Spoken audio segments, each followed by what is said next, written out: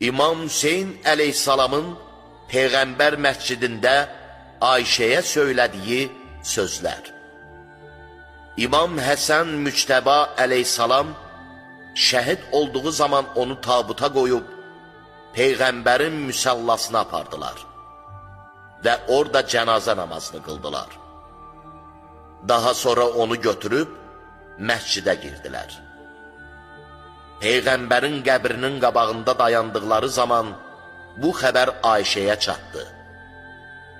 Ayşəyə dedilər ki, onlar Həsən ibn Əli əleyhissalamı Peyğəmbərin yanında dəfn etmək üçün gətiriblər.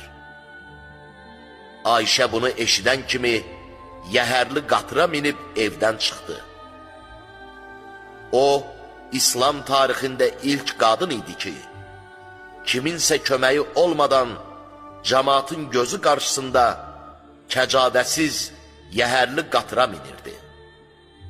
Bu vaxt Bəni Haşimin qarşısında dayanıb fəryad edərək belə dedi: uşaqlarınızı mənim evimdən uzaqlaşdırın.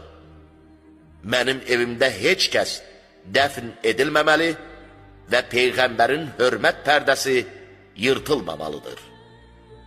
İmam Hüseyin əleyhissalam ona belə buyurdu: Allah Rəsulunun hörmət pərdəsini daha əvvəl sən və atan yırtdınız.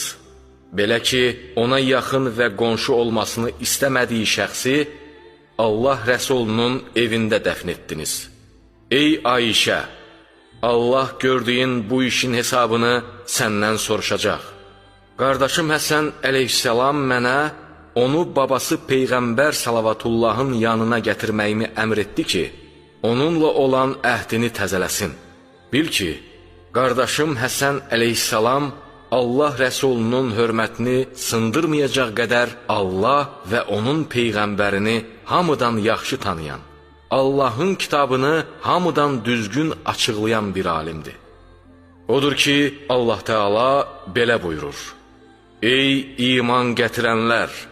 Peyğəmbərin evlərinə icazəsiz daxil olmayın. Sən isə Peyğəmbərin icazəsi olmadan bəzilərini onun evinə saldın. Halbuki Allah Teala belə buyurur: Ey iman gətirənlər!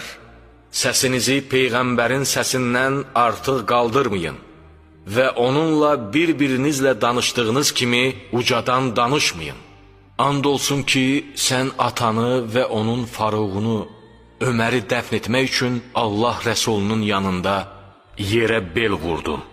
Halbuki Allah Teala Quranda belə buyurur: Həqiqətən Allahın Peyğəmbərinin yanında səslərini aşağı salanlar, Allahın qəlblərini pəhrizkarlıq üçün sınadığı və hazırladığı kəslərdir.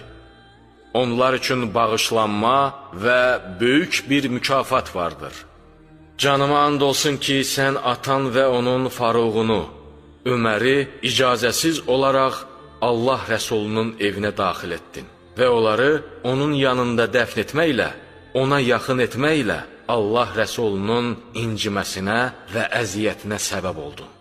Çünki onlar Allahın öz Peyğəmbərinin dili ilə onlara əmr etdiyi haqq və hüquqa riayət etmədilər. Həqiqətən Allah, Allahın Rəsuluna sağ ikən hörmətsizlik etməyi necə haram etmişdisə, vəfatından sonra da Rəsuluna hörmətsizlik etməyi haram etmişdir. Ona, Allah Rəsuluna qoyduğu hörmət, vəfatından sonrasına da şamildir. Ey Ayşə, Allaha and olsun ki, əgər narahat olduğum bu iş, qardaşım Həsənin babası Peyğəmbərin yanında dəfn edilmə işi bizimlə Allah arasındakı əhdə görə zorla etmək caiz olsaydı, burnun yerə sürtülsə də, o həmin yerə dəfn edilərdi. Bu vaxt Məhəmməd ibn Hənəfiyyə sözə başladı və belə dedi: Ey Ayşə, Haşimoğullarına qarşı düşmənçiliyinə görə bir gün qatıra, bir gün də dəvəyə minirsən. Nə özünə sahib çıxa bilir, nə də bir yerdə səssizcə otura bilirsən.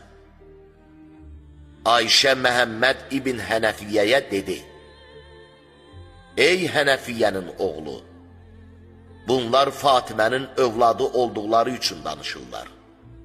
Bəs sən niyə danışırsan?